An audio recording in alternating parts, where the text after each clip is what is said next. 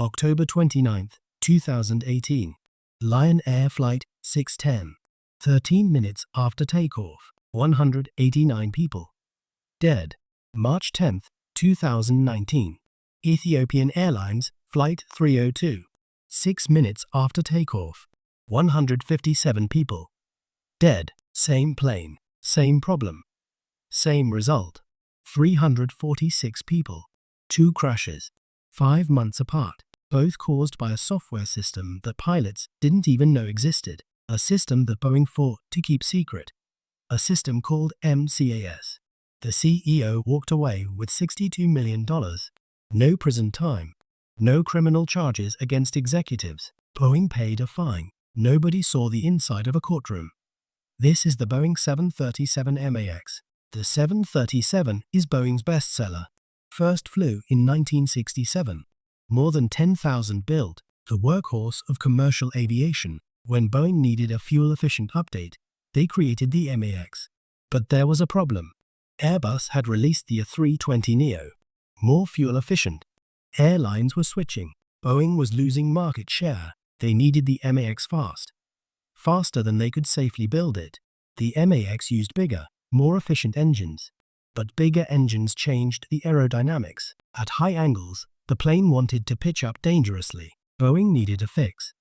A software fix would be cheaper than redesigning the plane. Dennis Muhlenberg became CEO in 2015. An engineer by training, an Iowa farm boy who worked his way up. Under his watch, Boeing's stock price soared. Safety culture didn't. Muhlenberg promised Wall Street growth, stock buybacks, dividends. The stock soared from $150 to $440. Boeing was worth $230 billion. He needed the MAX to keep those promises. To sell the MAX, Boeing made a crucial promise. Pilots wouldn't need expensive simulator training. An iPad course would be enough. Airlines saved millions. Boeing sold thousands. But that promise came at a cost. For pilots to not need new training, the MAX had to handle exactly like older 737s. But it didn't. The engines changed everything. So Boeing created MCAS to make it feel the same. Automatically. Here's how MCAS worked. If a sensor detected the nose was too high, MCAS would automatically push it down, over and over, relentlessly. And here's the fatal flaw. It only used ONE sensor.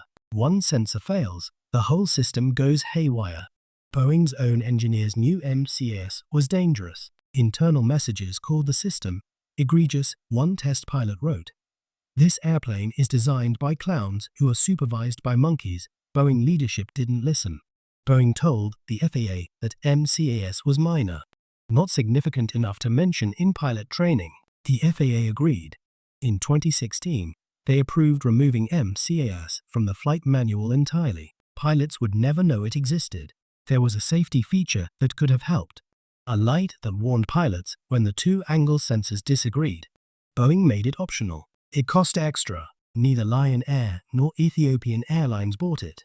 October 29, 2018. Lion Air Flight 610. Brand new plane, just 2 months old. The angle of attack sensor had been replaced the day before by a third-party repair shop in Florida. It was faulty.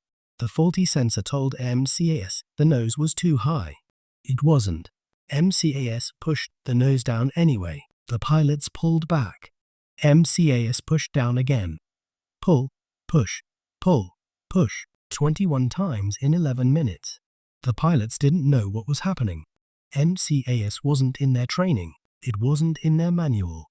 They were fighting a system they didn't know existed. At 450 miles per hour, the plane hit the Java Sea. 189 people dead.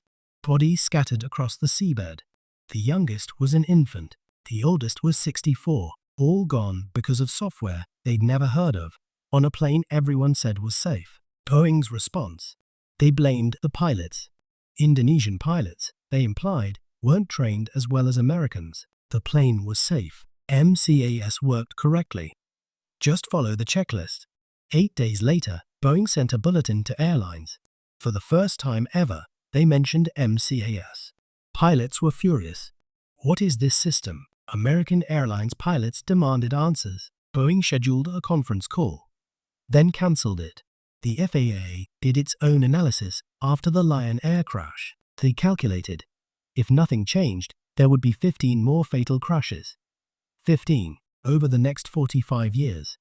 They didn't tell anyone. They didn't ground the planes. Boeing promised a software fix. It would be ready in a few weeks. The weeks became months. The fix wasn't ready. The planes kept flying. 5 months passed. March 10, 2019. Ethiopian Airlines Flight 302. Another brand new MAX. Another faulty sensor. Another MCAS activation.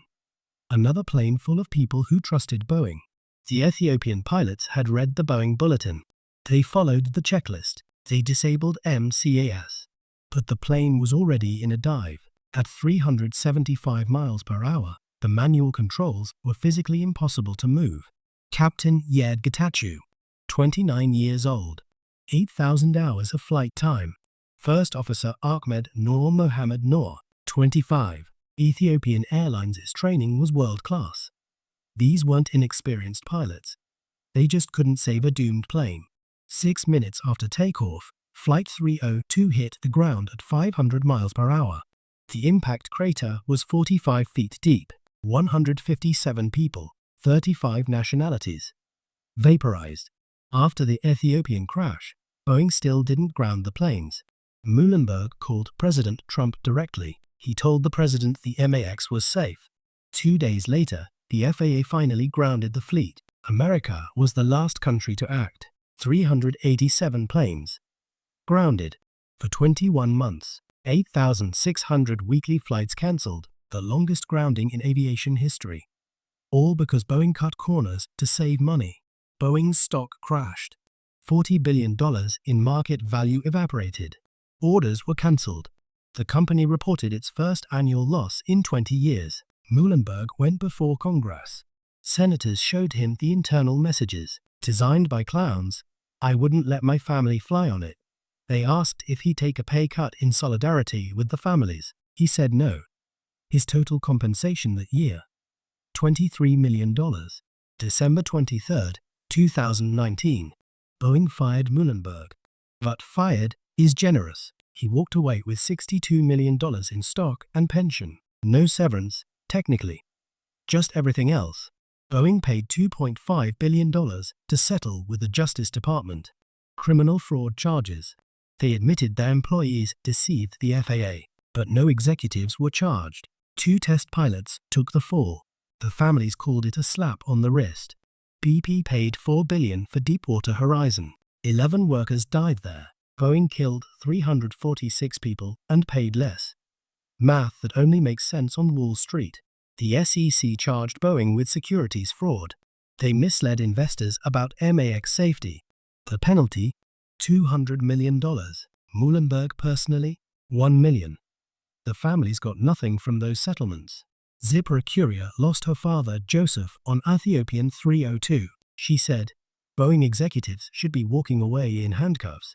Not with millions of dollars, she's still waiting for justice. And Dennis Muhlenberg. In 2021, he started a new company, New Vista Capital, Aerospace and Defense Investments. He raised $240 million. The man responsible for 346 deaths is back in aerospace. What did we learn? The FAA changed some rules. Boeing promised to do better. The MAX flew again in late 2020, but the relationship that allowed this disaster, manufacturer writing its own rules, still exists. The real lesson of Boeing: when profits matter more than people, people die. When regulators trust corporations to police themselves, corporations lie. And when executives face no consequences, they do it again. 346 people trusted Boeing. Somya Stumo, 24, was on Ethiopian 302. Her mother said she wasn't afraid of flying until the last 6 minutes of her life. That's a horrible betrayal. $62 million. 346 lives. 0 prison sentences. That's the math of the Boeing 737 MAX, where software designed by clowns killed people who trusted the Boeing name. The downfall. From Enron to Wirecard to Lehman Brothers to Boeing. Different industries. Different products. Same pattern. Cut corners to save money. Hide the problems. Blame everyone else. Walk away rich. The downfall, where every empire falls. And we show you exactly how it happens. Subscribe to see the next collapse, because there's always a next one. Downfall. Subscribe now.